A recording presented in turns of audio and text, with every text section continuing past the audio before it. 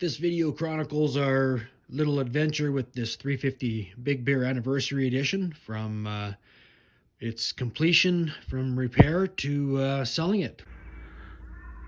This quad we picked up for $500. It was one of two quads we picked up at the same time. And this one, it's actually in really good shape. It's the Anniversary Edition Big Bear. The main problem that this quad had was the starter was no good in it. So after we changed the starter in it, the next problem, which is common to most quads that have been sitting, is the carburetor was plugged right up. It was plugged up so bad that I destroyed the needle when I took the needle out for the float needle. So I had to get a kit and rebuild that. The pull cord wasn't working, so I took it apart and cleaned it up, put it back together, and now it works. The tail light was smashed off it, so I put a new tail light on it. And I changed the headlight bulb. And about the only other thing I did on this, I did the disc. I adjusted the caliper on the disc on this, and I have a video up about how to do that. Other than that, this quad is a really nice quad. It has a really tight motor. It's very quiet. There's no ticking in the valves. There's no timing chain noise. It's probably the quietest Big Bear motor that I've come across. So I'm going to start it up and we'll do a walk around.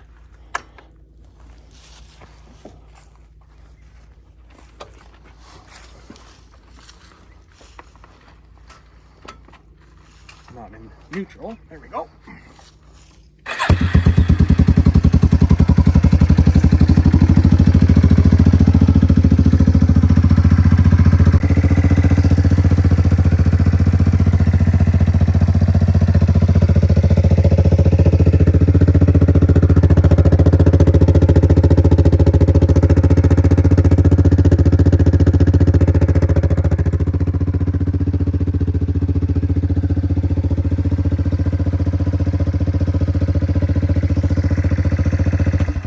Another thing I did is I put a new ignition switch on it. The ignition switch didn't work.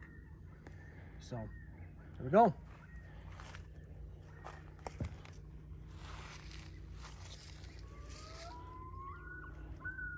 While we were doing some walk around videos of a grizzly we have for sale and this Big Bear, we like to do them down by the lake. It's better scenery. And we got a message requesting that we phone regarding the ad for the Big Bear. So while we were down there making the videos, we recorded portions of the call, and when we delivered it, we asked Frank if we could post video of him and the interactions. He's a pretty cool dude. I had a Yamaha. I had a 1998, I think, Yamaha, and it just wore out. Okay. Well, this motor on this Big Bear is probably, I've probably fixed about half a dozen of them. And I would say this is the best motor that I've come across. It doesn't burn any oil. It doesn't tick.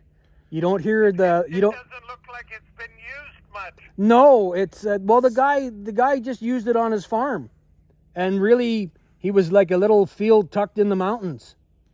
So There's something like 652 kilometers on it. Is that all it's no, I think there's more than that on it, because the speedometer doesn't work anymore. So I think the cable's probably broken going to the speedometer. So that's where it stopped. I buy lots of quads that don't run, and then I fix them up and sell them. I bought this off of a Oh, I see. yeah, I bought this one off of a guy that's out by Terrace. There's a little stretch of farmland right before you get to Terrace, before you go back into the mountains along the river. And he had two quads that they quit on him, and he just had them parked for years. So this is one of them. So there's no serious problems with it? No, I just I got it all working. Well, What have I done to this one? It's got a new battery. I rebuilt the carburetor in it. I replaced the rear tail light and got the headlights working. Yeah, the carb's rebuilt, the carburetor, which is usually what's wrong with the machines when a guy can't get them to run. It's usually the carburetor is plugged up. I want to look at it, and as long as it runs, I'm not a crazy kid. I'm 86 years old, and I just need one to. I got a long driveway, and in the wintertime, I need something that beats shoveling. When I was younger, I used to run around the mountains and go hunting and all that stuff, but now I just plow my driveway. Okay. All right. Well, this is a solid machine. You won't, and it has the high and low range in it. So that if you want something where you're pulling something or pushing something, the low range will really help you out. So it's four-wheel drive, eh? All the time. All the time, yeah. What's your best price on it? He explained to us how he built his house back in 1981 using the tops of cedars that were cut off of the poles that they were making for power poles. I got 43 cords for $200. Wow. I had to haul them home and buck them up and Get them all to the right length, and yeah.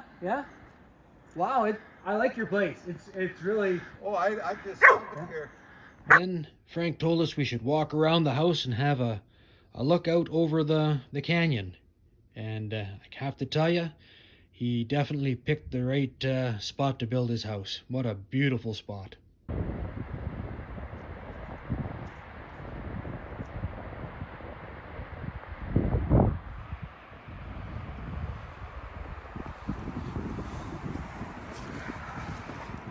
$3,000, $150 for fuel, $28.50 for the quad, and a nice drive out to New Hazelton. Not bad.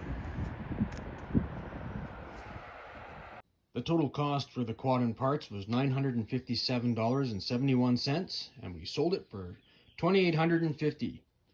That makes a profit of $1,892.29. So Frank has this old 1998 Big Bear that the reason he bought ours is because his broke on him. And if you get closer here, as you can see, he's got a problem here where his drive shaft that comes back to this broke and smashed it. So we're gonna have to tear it all apart and figure out what happened. Fortunately, I think I have some parts quads that might be able to do this for him for a good price. I'd like him to get his quad back. He's had it for 16 years, and he says he loves the machine. So we're gonna try and do that for him. When we get his 1998 Big Bear repaired, then we'll go back and drop it off to him, and we'll do another video and get talking to him more about his house and his experience in Hazelton. It's a pretty cool place, and looks like he's had a pretty good life there. So hope you tune in when we do that.